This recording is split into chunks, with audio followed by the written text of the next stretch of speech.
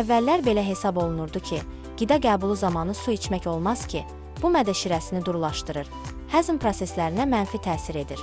Lakin son zamanlar alimlər bu fikirdən imtina ediblər. Araşdırmalar göstərib ki, mədə şirəsini cüzi durulaşdırmaq üçün 5 litr su lazımdır. Alimlər araşdırıblar ki, qida qəbulu zamanı içilən su əksinə həzm proseslərini asanlaşdırır. Qanın qatılaşmasının və arterial təzyiqin artmasının qarşısını alır. Burada bəzi məqamlara diqqət etmək lazımdır. Yemək yeyəndə adi su içmək lazımdır. Qazlı sular, mineral sular, şirələri içmək tövsiyə edilmir. Su soyuq olmamalıdır. Yeməkdən dərhal sonra çay içmək olmaz. Çay qidada olan zulalların və dəmirin mənimsənilməsi proseslərini pozur.